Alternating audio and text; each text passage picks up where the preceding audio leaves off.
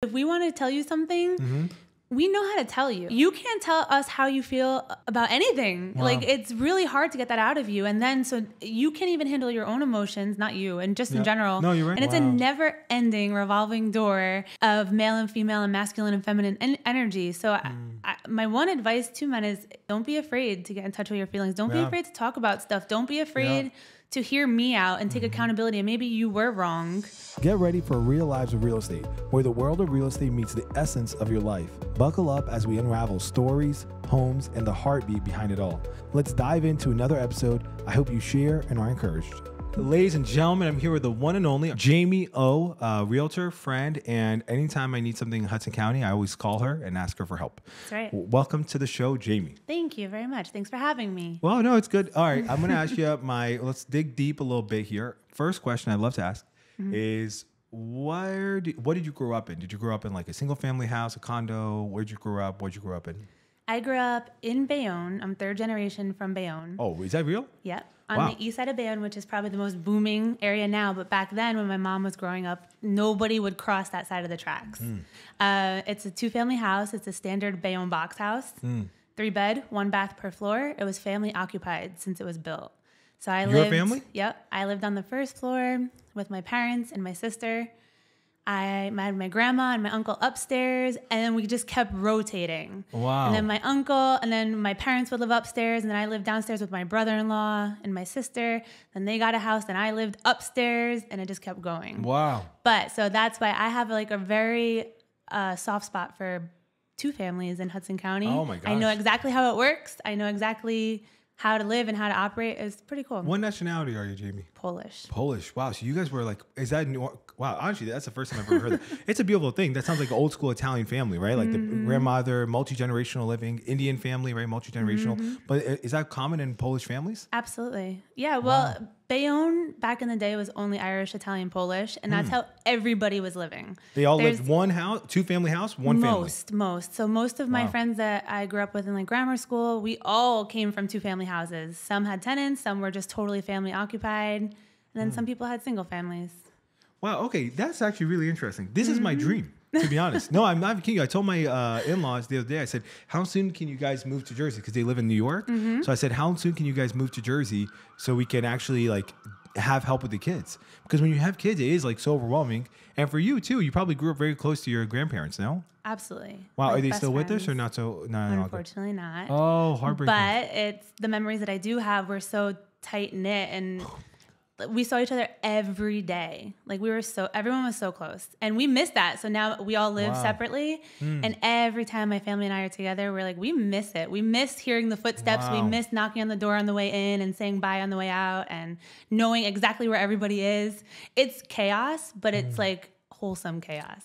Oh, I think that, personally, I think Right? that's one of the best ways to live. Like, funny enough, there's this thing called blue zones. It's like where people live like past 100 most often in the world. And they have like 6 things in common, right? Their exercise, their nutrition, pescatarian-based diets or Mediterranean-based diets. But one thing they have is actually a deep sense of purpose for the elderly. And why? It's because like grandparents, if you look at America, right? Once you get old, you're kind of like a burden, right? You're like, okay, throw them in a senior house, let them rot and die in the end, right? It's kind of cruel.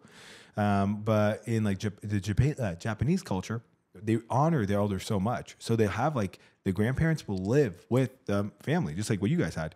And it gives the grandparents a deep sense of belonging and purpose. So they live longer lives, they're in higher quality of life. Did your grandparents, so your grandparents bought the house, your parents lived in the house. Who was was it your mom that was your, like, which My side? mom's side of the family. So your It's my dad mom's moved in? grandma. Yes. Oh my gosh, how was that? That must have been awkward, no? No, I don't think. No, my dad bought in on the house. So they said, give us X amount. Downstairs, we had the downstairs unit. Downstairs, half the garage and the yard is yours. And we're up top. Oh. And then everything was paid off. So it was only utilities and taxes that we shared. Like my whole life. There was never a mortgage. How do you think that impacted you guys as a family? I think that it was like a very much so working together situation. So upstairs, my grandma or my uncle had their portion, my dad, my sister, and I always worked. Since the day we turned 16, we worked and we contributed to the house money-wise. I think it was cool. I think that's what makes us so close today, because we understand like where we came from.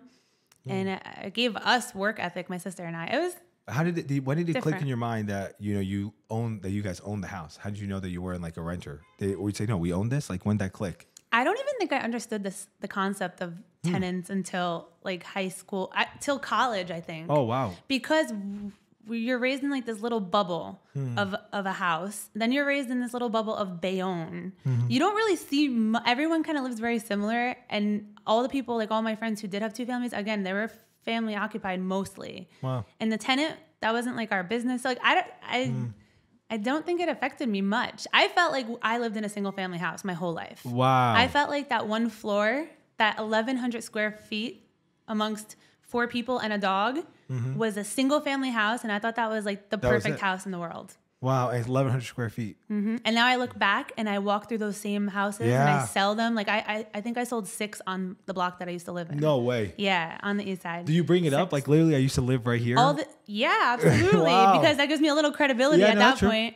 But you are like really Bayonne, really, honestly. I know. You are. My blood's engraved somewhere in the streets. Wow. Maybe you got in a fight when you were younger. You dropped a little bit of blood. Or my DNA, like my ancestors somewhere, Someone shed blood. 100%. Yeah. And now I walk through the floor plans and I'm like, how the hell did we all do this? We all shared this one bathroom. Yeah. We're big people.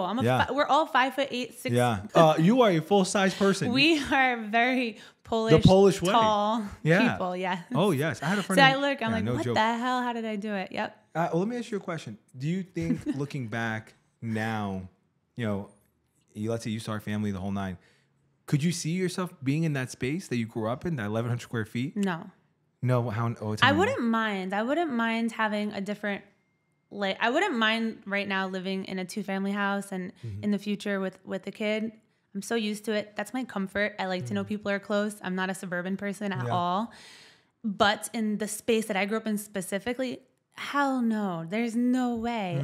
It's such small quarters. And right now, that's like the most desirable style house in Hudson County. Everybody wants that. And I look at them kind of like, how are you sure? And they all love it. There's no other choice for them. Like, for the majority of people, right? Because affordability, right? Like, it's so funny. Like, you were saying, hey, I grew up in a 2-family, but I didn't know what tenants were. That's probably the first time I've ever heard that, right? Because usually you had such a cool upbringing. I love that, actually. That's like for my family, that'd be my dream. I would love that.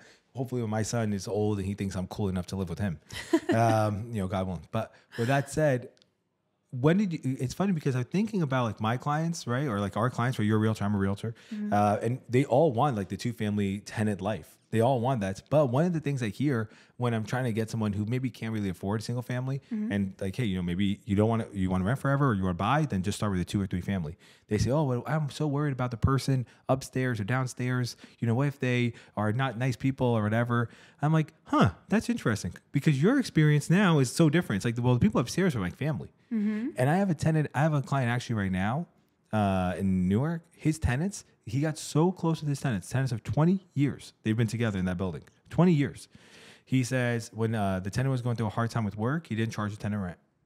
When the tenant, they lost like their mother, he like basically helped them restructure because the kids were 16 or 17. So he helped them legally or something. I don't know. And it took such a role of involvement in his tenant's life, who was 20 years old. Yeah. So I'm like, yeah, usually not the case. But when you live in a multi-generational household, I don't think you guys would have been so close, like currently your family, if you guys didn't have that experience. 100%. I'm so grateful for the way I'm brought up. It was a dead-end block full of 2-family houses, all very diverse, and everybody knew each other. Everyone was family, and everyone's family lived in upstairs or downstairs, and it was a really cool community, right, based thing. So I think that brings into fruition today. Yeah. And even tenants that I have in my properties, I drop off Christmas presents. I do. I get you do not do this. I do. I do like a little fruit basket during the holidays. I say thank you for being awesome tenants, like your family. We've had Friendsgiving.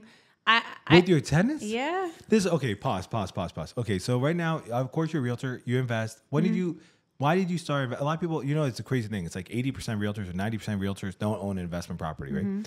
So before we get into investing, because that was the crazy thing I heard, these gift baskets. You don't give your tenants gift baskets? No. I give my tenants it's a whole vibe. It's like a family vibe. In Christmas, you do this? Yeah. Every year? Every year. What's in the gift basket? It could be like a edible arrangement or a nice bottle $50, of something. $100. 100, yeah, $150. Call it a day. Call it a day. Nice little note saying like, thanks for being awesome. Here's to 2024. That's it. Yeah. Okay. And what do the tenants say to you when you? Wow. It's like a really nice. It grows respect. Wow. It grows. You know, there's this different level of respect where it's not just, hey, yeah, this is a business transaction. We have to keep it which I do. I do set that tone. But at the end of the day, we're all kind of working together here. You need help. I got you. Yeah. I need you to accommodate me and help. And you know, we signed, and I need to trust you. Yeah, big team. Yeah, and big time. And now, do you have tenants have you ever had a tenant go into eviction or not paying or no? Mm-mm. Maybe it's working. I think I have good vetting skills. Not only that, you keep your tenants fed. And throw it on my shoulder. It's just like, hey, there we go. Yeah, of course. Wow. No, I'm good. No, that's huge. Wow. What got you into the murky waters of real estate? The Wild West of like Hudson County real estate, right? Which is like so chaotic here in Jersey. What got you into it? I guess long story short, I went to school for bio. I was going to be a physical therapist. Worked at Kessler Institute, rehab hospital. Made no money. My friend got me a job working with Microsoft. You made no money as a physical therapist? I was going to go into grad school until I realized debt to max income. Why was money important to you in that decision? I feel like that's the mindset when you're in college. You're like, hey, let's strive to get a degree, to get a good job, to get as much money as possible. At that point, I had no idea what I was doing. No, it was kind of a whirlwind. Nobody knows what they're 20 doing. 20 years old. What the heck? Nobody has an idea. I still don't know what I'm doing. I'm figuring it out. Same. It's fun. It's a big tornado. Wherever we land, we're just happy with it. No, I'm trying to beat. Yeah. So then I went to Microsoft. I did corporate training, everything like that. I traveled. What? I pitched. I'm going to get really nerdy on you. Tell me. We pitched deploying devices off the domain and instead from the cloud in big Fortune 500 companies. So did you ever see Big Bang Theory? Of course. I was like the penny of the group. Like, so I worked with all the architects and then I flew around and I pitched. What a humble brag. I'm the penny. I stood up at the podium. I'm this beautiful girl with all the nerds. I'm the hot blonde amongst the nerds. Yeah, okay, that's basically what it was. Okay. And I traveled everywhere, and then I just got my real estate license. I was making good money. Got my real estate license, and I was like, hey, all my friends are buying houses. My parents will sell a house, something. I'm gonna make an extra X amount. I started doing it. Pause. Go in more detail. Okay. So you're doing your thing, Big Bang Theory life, Microsoft. Yep. You're feeling yourself. You're doing well. Yes or no? Like, you felt like it was a good path for you or not so much? No. Oh, it was miserable. Oh, why is that? It was like a monotonous corporate day every day. No, every it's single awful. Day. Back to back to back. Not for me. Not for you. So you said, I'm breaking free. My young 20s. I like to go against the grain. So always. You went against the grain. In everything I do. And now, which were your friends? Who were your friends? What were your relationship with them that were in real estate? And what did you see that attracted you there? I don't think I had any personal friends. I guess social media, I would see some of the people that I knew like doing really well in real estate. I'm like, oh, dream. And $1 Million Listing was my shit. Oh, you were on it daily. I was on that show. Yes. I watched every episode. Okay. And then you're sitting at the desk for 9 hours. Everyone's like clicking and like fine with their lives. I'm like, get me the out of here. You couldn't do it. So I figured out what to do. I got my license and I was so good at it. I had dual monitors. Left was work, like IT. Left was like bullshit. And then the right was real estate. I answered every phone call. I didn't care. Right was, how do I get into real estate? Correct. And I got my I was going to the school in Roselle Park and Roselle Park, whatever. And then I got my license and I started rocking and rolling. I was a yes girl. I said yes to everything. I had no life. I started making more. Everything? No, pause. So you get a license. Where'd you hang your license at first? Keller Williams. You were with KW. Wait, are you still with KW? From launch, yeah. You still with KW? No, you switched, right? I came over to EXP. Yeah, EXP. Yes, I remember this. I said, and you called me. I was like, they got you. So so from launch you went to KW. Why KW? KW. So I knew Steven Bettenkerth. Shout out to him.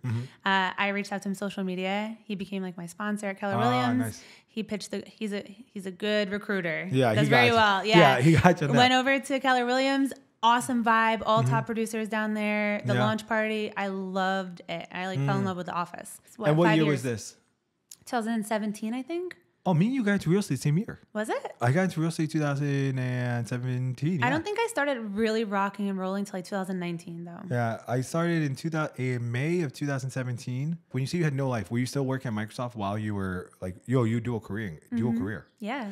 Oh, wow. So what was that transition like? It was scary, but it was like premeditated for a good year, 2 years. And I worked 8 to like 3 p.m. I worked at like international hours.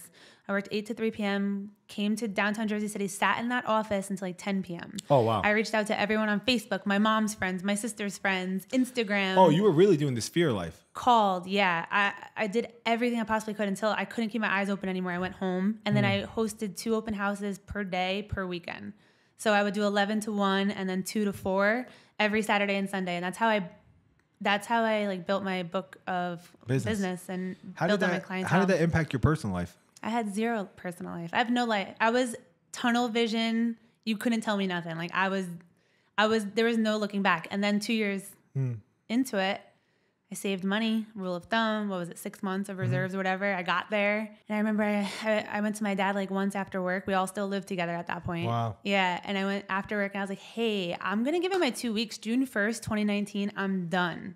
Wow. And I went in, I sat in my office, I sat with the manager, and then I catapulted from that day on. Wow. Upwards, I'm hoping, right? Upwards. Okay, like good. as soon as I quit, the very next month, it was like a game changer. Yeah. So what was the change, you think? The time, the energy that I had, the availability. So what did your friends say during that time? I feel like a lot of people who go into real estate or a business in that sense, it gets like lonely. Very lonely. You definitely get super distance from your friends. That's a fact.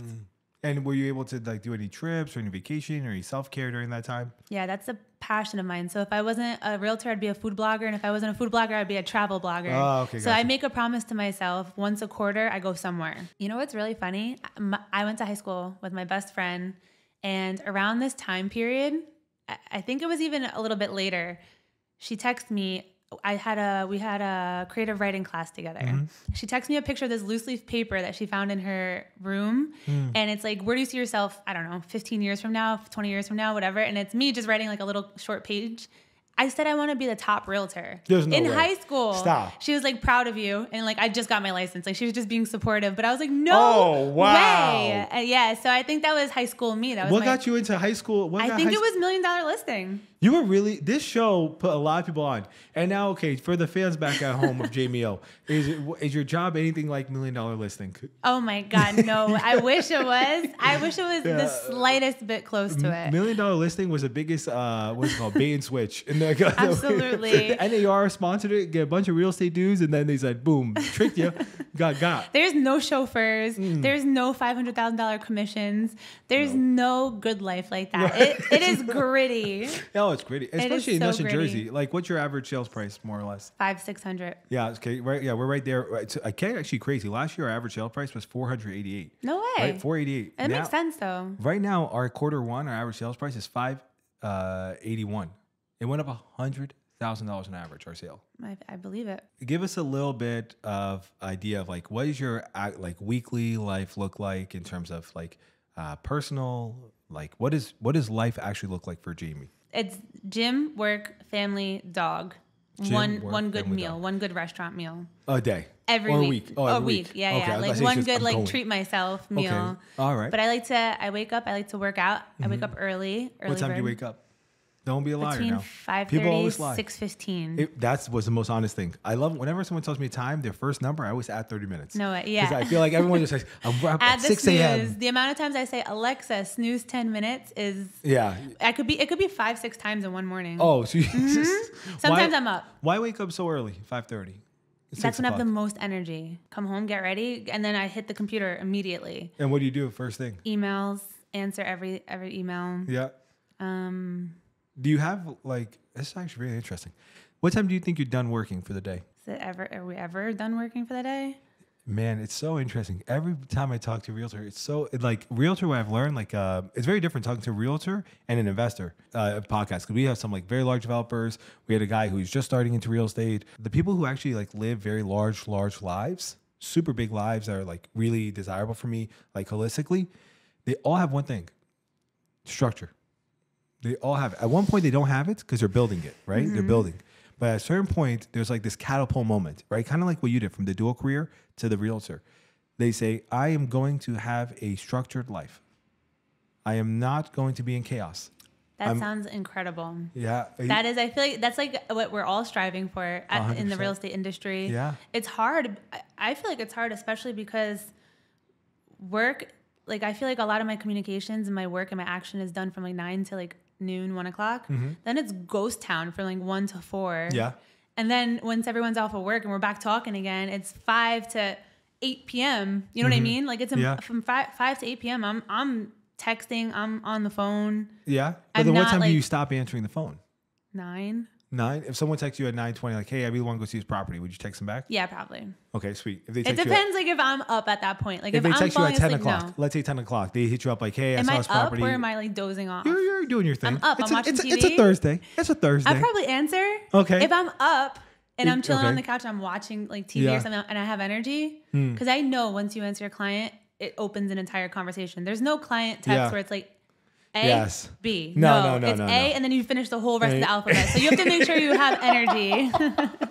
You have to make sure you're prepared for what's about to come. Because you can't just abandon them mid-conversation now. Oh my God, that's actually so true. Yeah, so you have to, I prep every time. When I respond, I'm like, am I available at this point?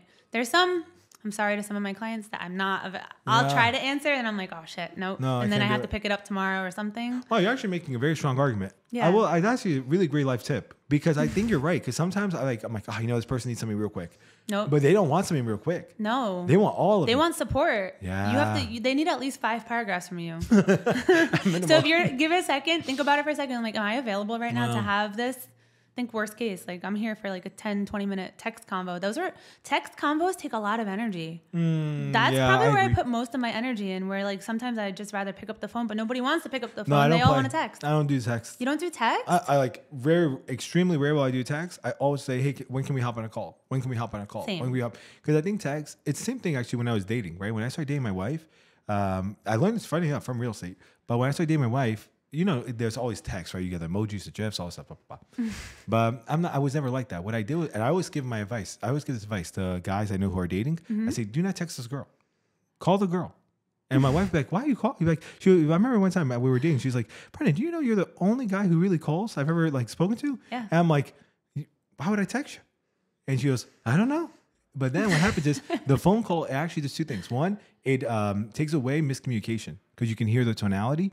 But 2, which is my favorite part, it actually helps build a more authentic connection with the person. I agree. Text is dry. But tell me if you are the same on this. You like to call people to communicate your message, but you don't like to be called to give a message. You're like, dude, that could have just been a text. Conviction. Yeah, right? Yeah, you get the same feeling? That's true. So I'm like, I don't got time for this. Torn. Wow. Ooh. Yeah, so that's true. you know the person's calling, you're like, can't talk, please just text me. Yeah, and when people call me and they want to talk for like 20 minutes, unless you're like a friend, I really am not here for it. I'm not here for it. So I feel a little bad when I want to call my clients and talk to them about like a process that they really, they rather just see it bullet pointed out.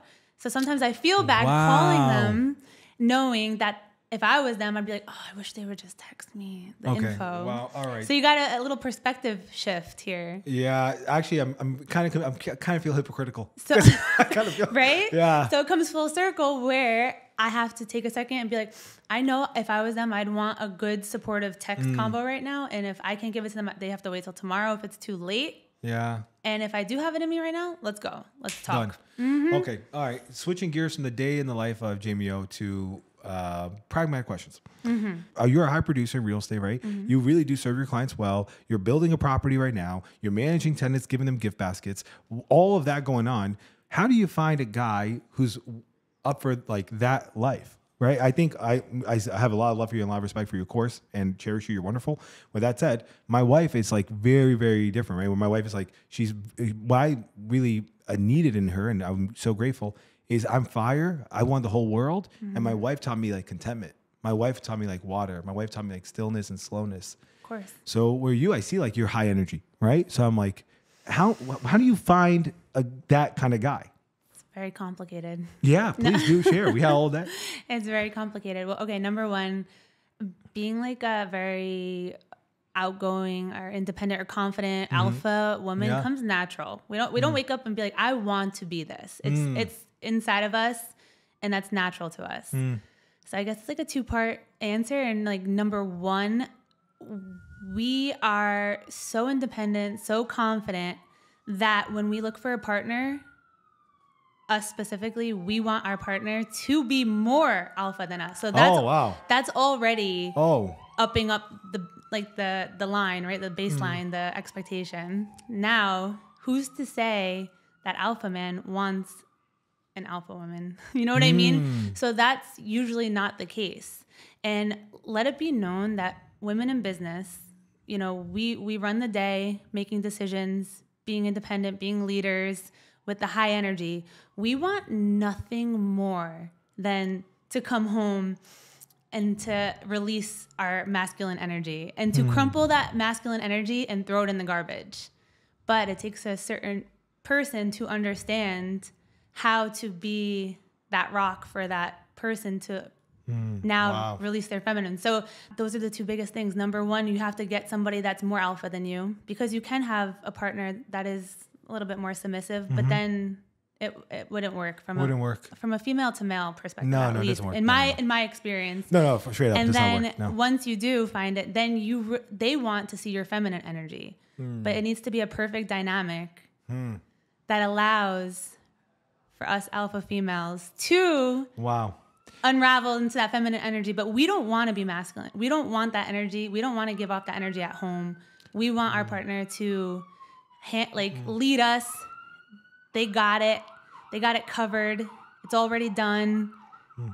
Take my hand. Trust me. I got you. Wow. And once we have that feeling of safety with a partner, it's a whole nother side of us, I feel like. Wow. Okay. Whoa. So many questions. Yes. So good. You did it. Oh, wow. Could you describe to me, what do you mean? Because, you know, these are like, and there's a hot topic word, right? We're about to have Andrew Tate come on over. But what do you mean by alpha? When you say alpha female, right? What does that term alpha mean to you? What do you mean, describe for me? I feel like it's, I feel like qualities into what you need to own or run your own business. Oh, I agree. You need to be a decision maker. You need to be assertive. You need to be confident. You need to be outgoing. You need, you know, your own provider. Yeah. Very independent. In this industry, for sure. If you don't kill, you don't eat. 1,000%.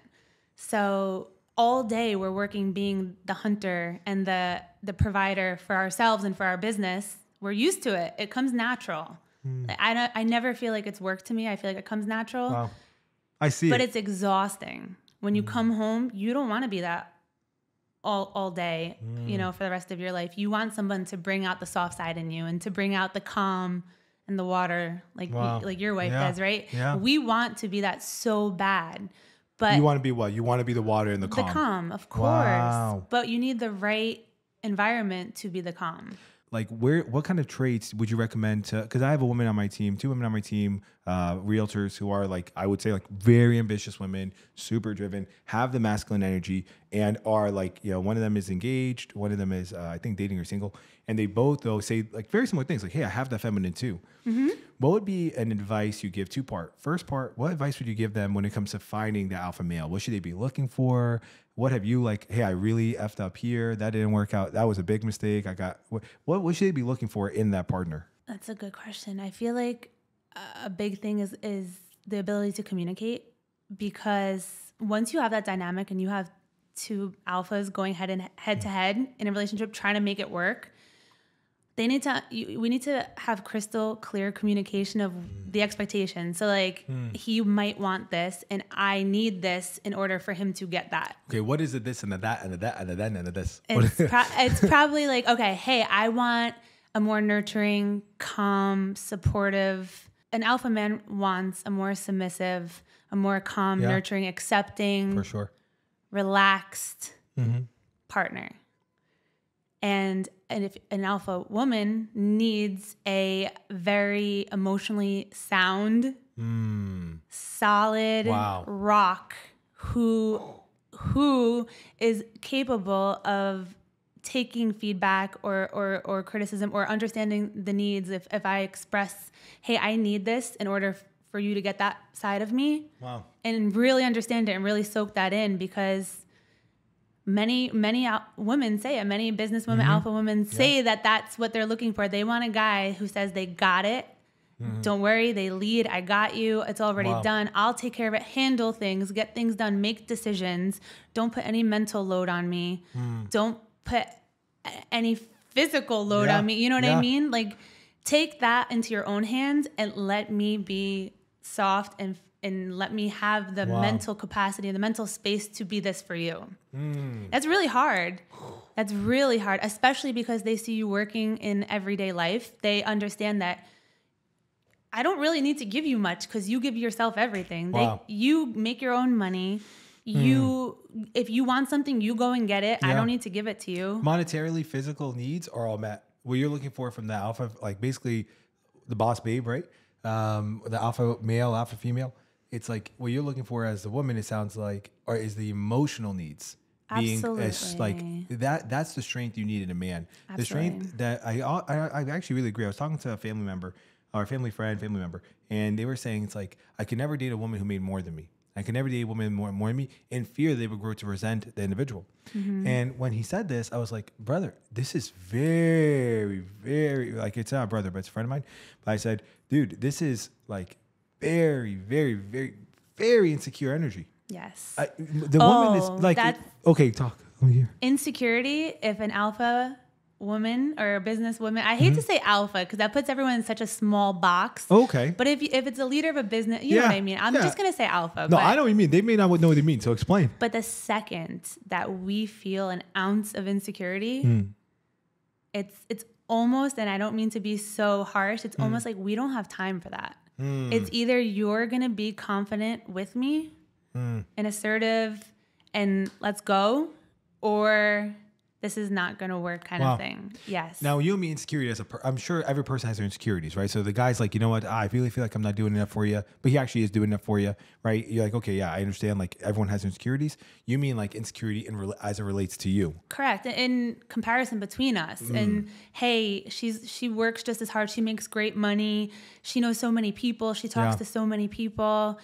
Any insecurity in regards to how that woman runs her business, she does not like that. She does not see that as a strength. She does not find that sexy. She wants a person that is strong, confident. Yes, that's my woman. I support her in whatever she needs to do. Wow, I love that. And it needs to be like her rock in that sense, as opposed to her now, on top of all the things that she has to worry about, she has to also worry about making you feel secure when she's just doing her job. You know what I mean? Oh, yeah. Oh, my. I think you're like, I don't know how you learned all this, but you're really like so on it. I watch a lot of TikToks. No, I'm just kidding. TikTok University. That was my master's degree. But it's so true because there's such little women in the real estate industry. You know, top producers. There's a lot of women in real estate industry. There's the top producers is the challenge. Correct. Yes. So once you get to that, and now the top producers is where your life changes. That's your lifestyle change.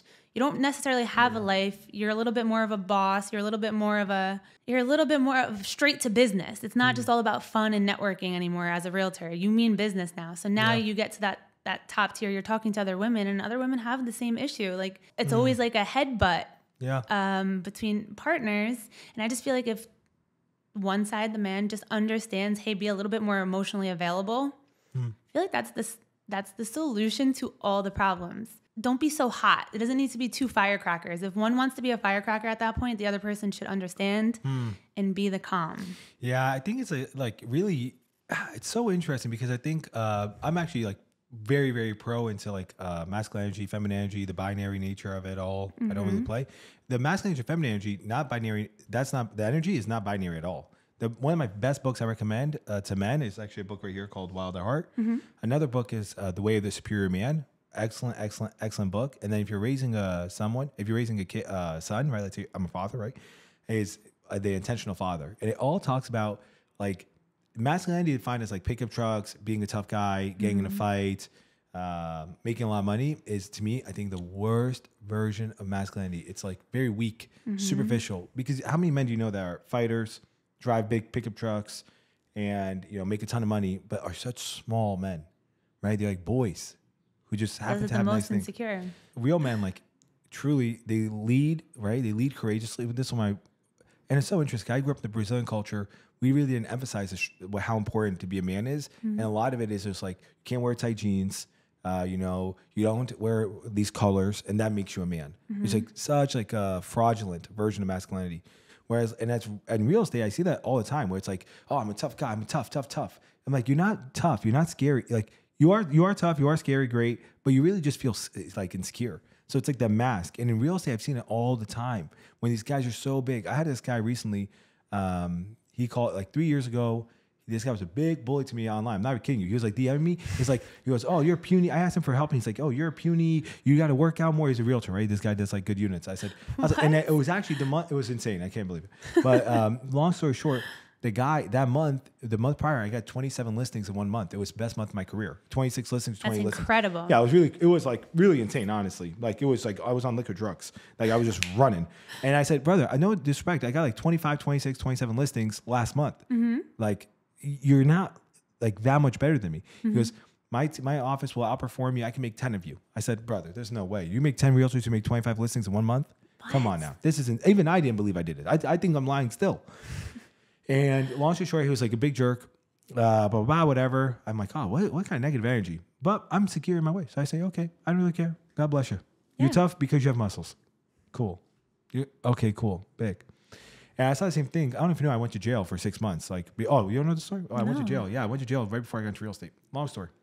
But I did 6 months of jail. In jail, I learned that too. People are tough, but they're not tough. They're just small. But they have to be tough because they are unsafe.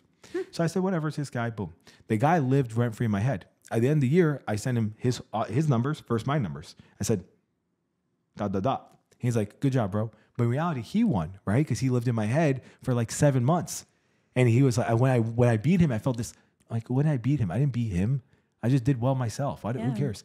Anyways, this is 3 years ago, 2021. And I got a call from him like 3 weeks ago. If you see this guy, you would think this guy's an alpha male. Everything a woman who's like a boss, babe, alpha, what businesswoman wants, this guy's the guy. Called me, said something so beautiful. And this is the moment I saw him as a man. Before I didn't see him as a man. I saw him as a strong boy. Okay. Now I see him as a man. He said, called me out of the blue. I have no relationship with him. He said, hey, I want to apologize. I'm not sure if you remember, a few years ago, I treated you really, really poorly. And, you know, you deserve better than that. I have a lot of respect for you. You're an inspiration. Wow. And I really just want to acknowledge that I really faulted you. And the last thing I want to do is disrespect another man. And I said, oh, bro. I was like touched. I was like, yeah. I've done those calls too. I've done those calls many times. I've messed up a lot of times in my life. I go, oh, bro, I'm really honored. Thank you so much. He goes, I'm realizing in my life I need to really love myself and be kind to myself. And in that place, I was in a dark place. I was drinking heavily. Thankfully, I'm a year sober. I'm about to come on a year sober. And I just want to let you know, out of place 11 for myself, that's great, but it's not a write-off for everything I've done. I need to, which is number 2. So lead courageously is number 1 for a man. Accept responsibility for what I've done in my life. And I need to reject passivity. I've put off this call so many times. I can't. I'm going to take action here. So when I hear this, I'm like, that's a man, right? And Absolutely. And doesn't that attract you as a woman? A man who's so secure. He's like, hey, I effed up. Absolutely. 1,000%. That's what it sounds like you want. 1,000%. So when my family friend said, hey, I don't make enough money, I can't date her. I'm like, I don't think this is what the girl wants, dude. No. The girl wants you to be her rock. Absolutely. 100%. So what would you say to those men who are like, hey, you date a guy, you meet a guy at like a bar, he makes less money to you, but he's rock solid. Maybe he feels insecure about that. Definitely not the guy for you, it sounds like. What would you wish these guys knew? These guys, I feel like, don't love themselves first. They're counting on the woman to give him status. And if she shows off status that she makes more money, he just loses all credibility himself. But they want a trophy wife that's submissive, that's nurturer. Yeah. And when he comes around and says, hey, this is what I have, but she ends up actually makes twice as much as him. 3 times as much. Yeah, it makes him look bad. So it's all a reflection on how he looks at the end of the day. Wow. Oh my God. I wish I could got deep. Oh man. Because it's so true. And listen, all of us women know it. Men deep down, unfortunately, I feel bad for most men because you weren't raised showing emotions, wearing your heart on your sleeve. Nope.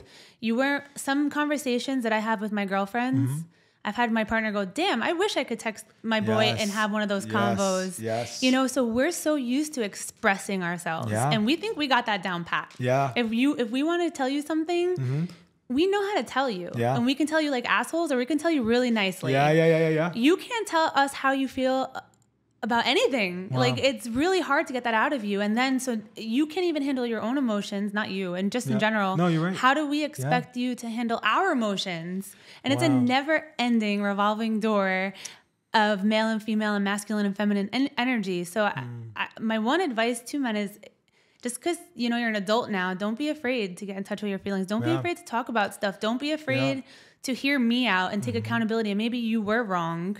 Don't be afraid. Yeah. And it's okay. It's so crazy you said that in relation to the person with the income, because I had a conversation with that person. I said, you know what? I got in an argument with them one day, and I said, you know what? I feel like I really understand what's happening here. There's no need to argue with you. No, we can work it out. I said, no, there's no need. He goes, why? I go, because you don't love yourself. Fundamentally, you don't love yourself. And it's a heartbreaking to say that, because a male, like, there's a really good book called Love and Respect. It says, if a man were to hear from his spouse, or his partner, right? Hey, I don't respect you at all. It would kill him. I don't respect you as a man. I love you so much, my heart, but I don't respect you as a man. Dagger. If my wife told me that, like, hey, I lost all respect for you for what you did, I'd be like, oh. Whereas for the woman, the feminine energy, right? Outside, right? The feminine energy hears, look, I respect you so much. You're an amazing businesswoman. You're really, really smart. You're on it. I just do not love you at all. I have no love for you. I'm so sorry. I just don't. It would kill her. 100%. Whereas my wife told me she doesn't have love for me, but she respects me. I'm like, okay, that sucks, but I'm still good. I'll survive. Right? So my brother, absolutely. I said, I'm like, not only do you not love yourself, you don't have respect for yourself. That's like, to my friend, I was like, dude, this gotta be the way. Like, you don't, not only do you not have that like love, you don't respect yourself, my friend. So what do you do? Now, absolutely. With that said, oh man, I think it's so good, honestly. Because that's really what it comes down to. And the reason why it's powerful is because, we talk about, how real estate impacts our lives. I grew up in a very low income family, displaced, evicted multiple times, etc. And I, coming out of jail, I had such low self-worth, right? Like, I was zeroed out.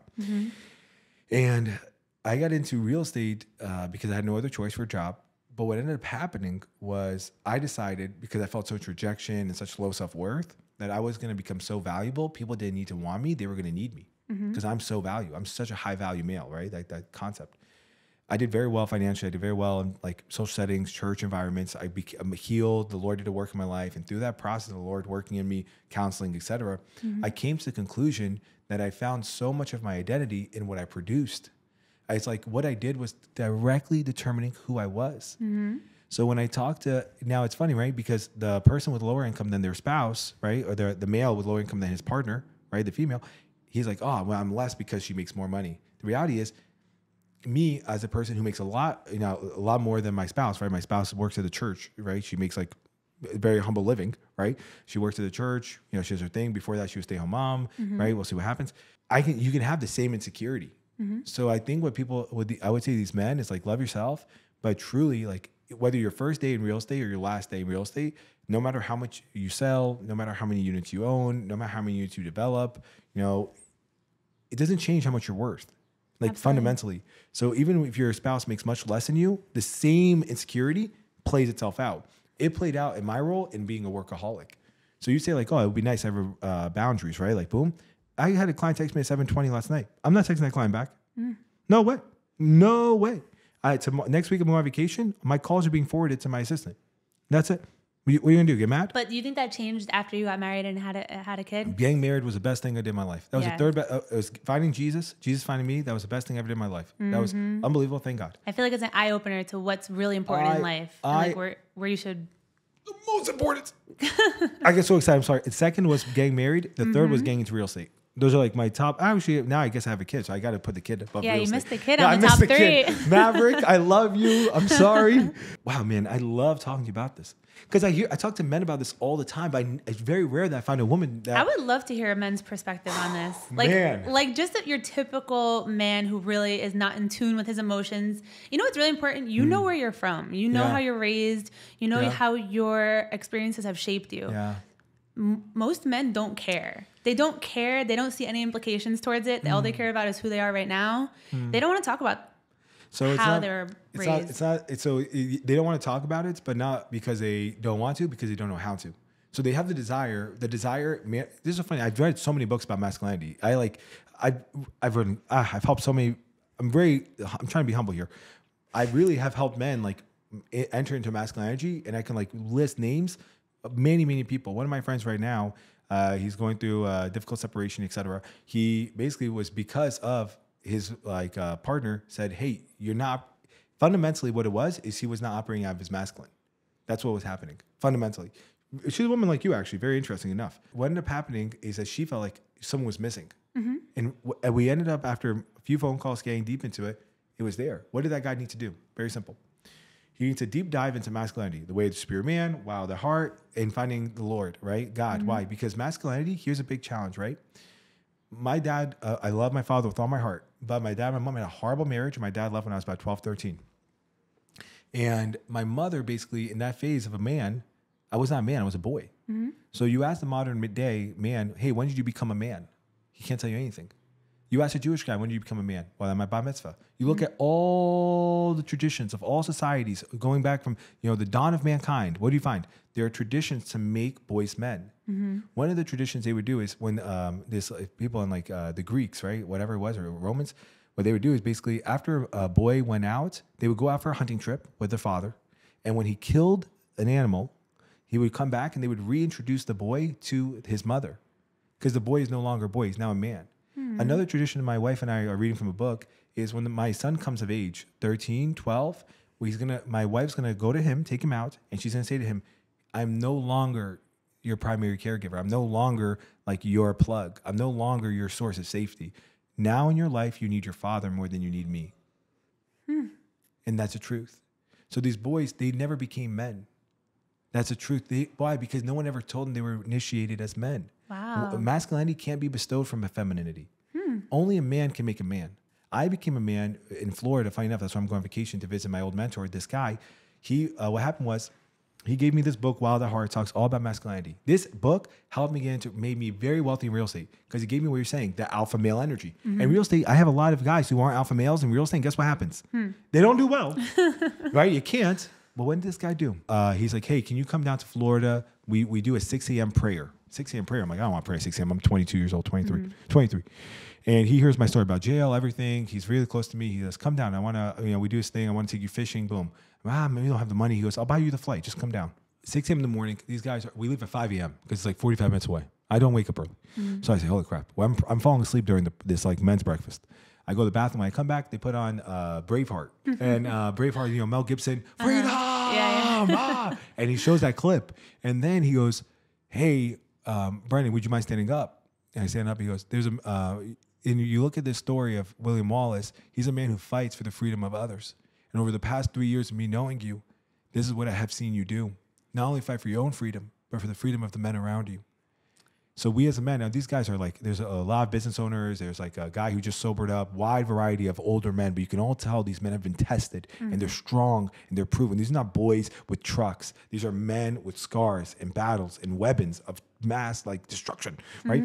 And he says, would you mind standing up? He goes back, he picks up a sword, the sword that William Wallace used, like Claymore, huge, like literally 5-foot sword, 4-foot sword.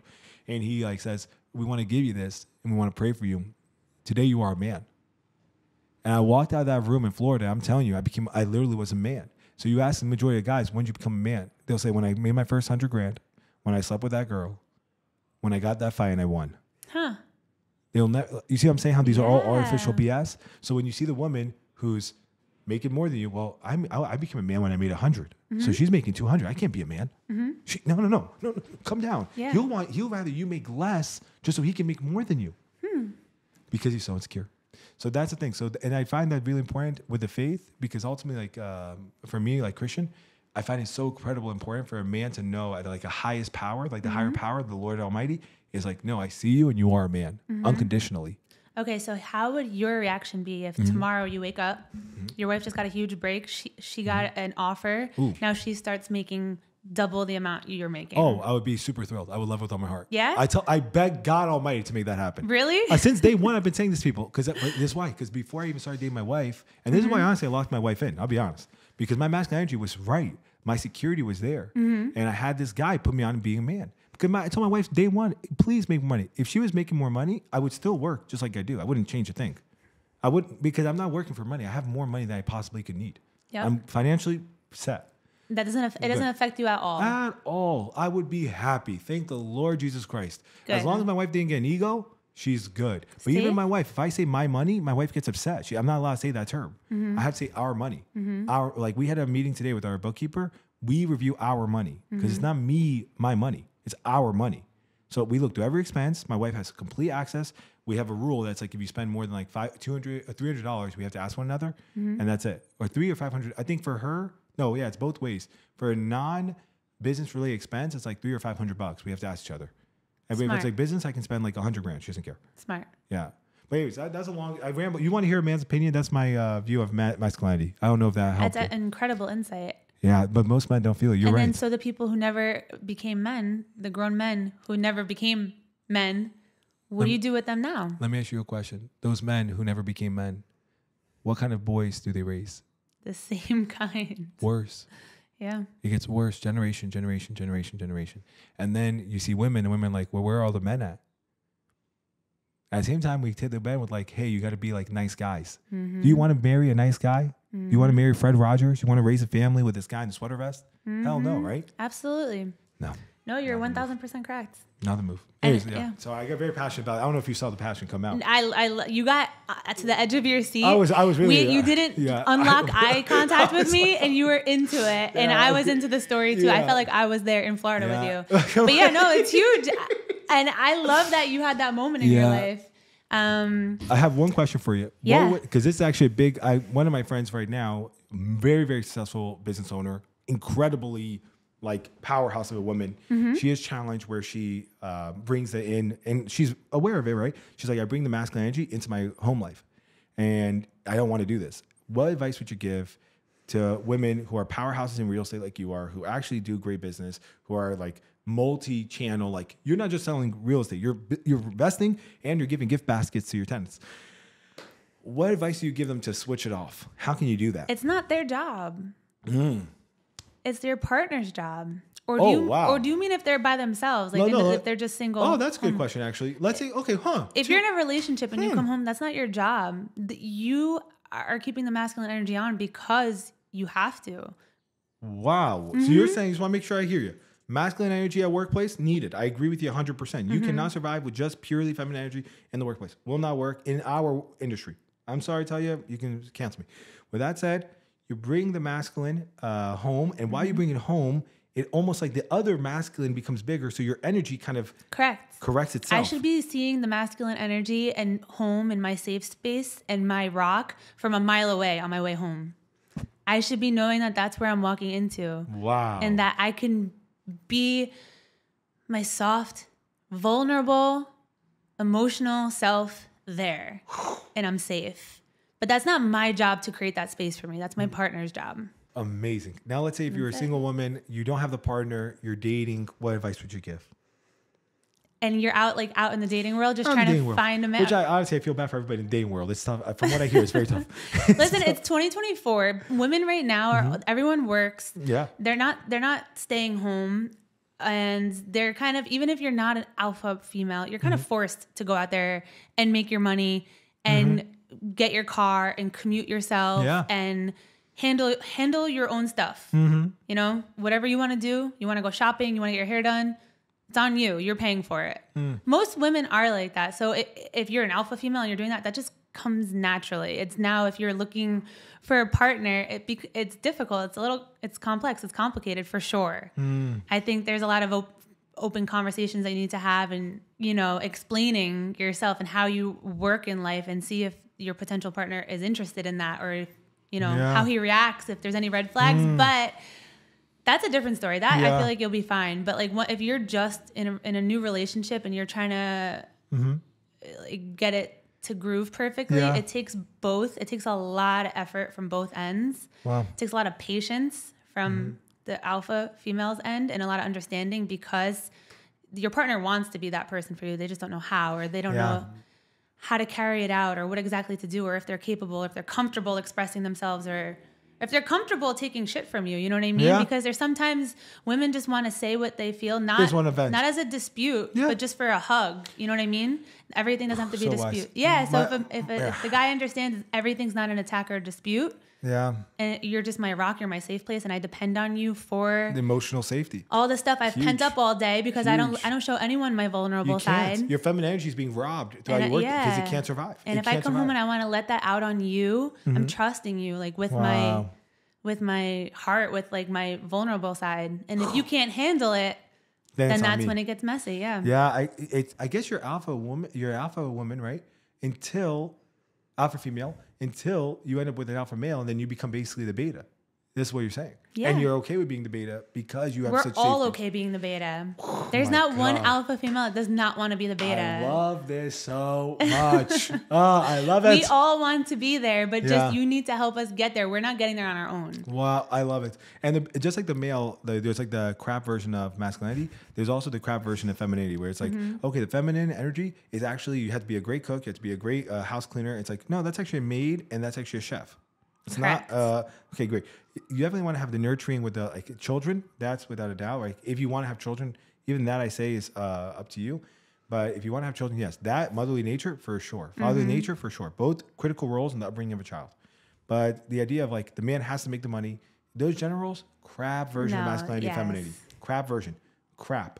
Very BS. It's very toxic. They're actually toxic. You're right. Yes. It's literally toxic because it robs people of the actual masculine energy, which is beyond just the income producer and the house cleaner. It's a deep sense of emotional security. It's a profound sense of emotional protection. Absolutely. It's a deep sense of intentionality, of intimacy, of connection, of spurring each other on. Those words are correct. Those words, you couldn't have said any adjectives better than the words that you just said. Wow. And listen, at the end of the day, we're working.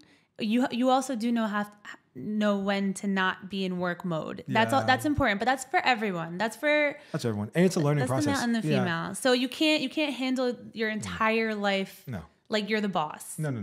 Ever. A relationship is a partnership. Exactly. There's inputs, opinions, needs, expectations on both ends. Oh, for sure. So you can't have such a big ego as you have all day in your workplace. You can't have that same ego. Leave both people, leave your egos at the door. Wow. And be willing to listen. The other person's not talking so you're on a debate team. No. The other person's talking because they're just trying to express themselves. And sometimes they may not say it. You may not take it how they're trying to express it. And sometimes, they may not express it correctly at all. Yeah. You have to sit there and understand really, okay, you said this, but where's it coming from? Doesn't that help you with clients though, all the time? Absolutely. Exactly, so, 1000%. My wife tells me, she said while we were dating, she would always be like, Brendan, because I was always into it, right? I'm like, well, what did you mean by that? Well, okay, well, it sounds like, I was using the same Those are great questions. Yes. Every man asks those questions. Yes, it's what good. What do you mean when you said this? I heard you say that. Would you mind clarifying for me? Correct. Rather than, well, no, that's not fair. Correct. Well, she didn't even mean what you thought she meant. So it's the same exact thing you had to do with clients. Clients told me, recently, it's like, look, why is this? Well, they said, in a quote, they text me, well, why are you charging 5% commission? It was 5% of the deal, right? So I thought in my mind, the way I heard it in the text was, well, why are you charging me 5% commission? When I got on the phone with them, they said, well, we know we have to pay the buyer's broker 2.5%. So it's going to be 7.5 total. And Brendan, we can't afford 7.5. Just by me getting on the phone and clarifying with them what was your intent in that huge opening. Because I said, oh, I'm so sorry. The 5% is total. I said, oh, wow, it's great. I should have charged 6, right? 1000%. Right, I mean, towards the last week of every deal, we know it gets tense. The last week, especially on buyers' ends, they all get frustrated the last week. All the good work we put in for 2 months, that last week just g's real tense. And they'll say stuff. They'll say, you know what? I don't even know if I want the house. You know what? If I don't close this day, I'm not closing at all. So you have to sit there and instead of going right back at them and be like, first of all, the 2 months was fantastic. If you don't close this day, it's not that. You're not going to say that. Yes. You're going to know where it's coming from is that they're frustrated. The scheduling is a little off. They need to request off PTO at work. You need to call them and be their little therapist and understand like, hey, I know this sucks. I was in your place. I see where you're coming from. I was talking to this guy. He's a counselor. He's a therapist. And I also spoke with an attorney. Do you know what he told me? And then actually I saw this online. So 3 sources. Okay. Do you know what he told me the number 1 cause of divorce was? I thought it was going to be like money. That's what I thought. Money usually, or illness. I don't know. Maybe some. He said actually communication. Communication is the number 1 cause of divorce, of separation, of failed marriages. Communication. A failure to communicate.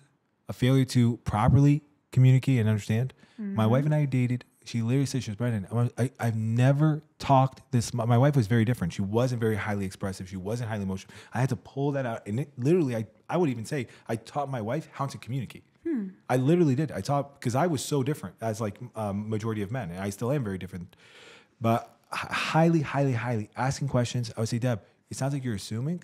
Instead of assuming, I noticed that this is what I would teach her literary language. I would say, I notice that you assumed when you saw me say that. I would prefer if you asked me for clarification. Of course. Or my wife would say to me, hey, I noticed you didn't wash the dishes and you saw that I was really stressed. I would prefer if you gave me a hand without me having to ask. So you didn't say, go wash the dishes. You said, hey, I noticed and I prefer. Oh, well, hey, you don't want to do it? It's okay. But you now know where I'm coming from. And that's boom. And my wife told me, she goes, sometimes I'm looking for a helpful hand and sometimes I'm looking for a listening ear. But you have to ask me what I want. 1000%. When you hear me bring up a problem, I don't want you to fix it. Just listen. And so now I ask, okay, are you looking for a listening ear or a helpful hand? And I so desperately want to fix her freaking problems because I so, like my mom, I'm like, I know that solution. You're a problem solver, right? That's why we make money. We solve people's problems. And she's like, no, I just want you to listen. Yeah. That's it. Absolutely. Just hear me out. Okay, Jamie, we appreciate you. Thank you so much. You'll be tagged in this video and the thing. If you guys don't follow Jamie, we will know and we will hunt you down. Follow Adios. Thank you.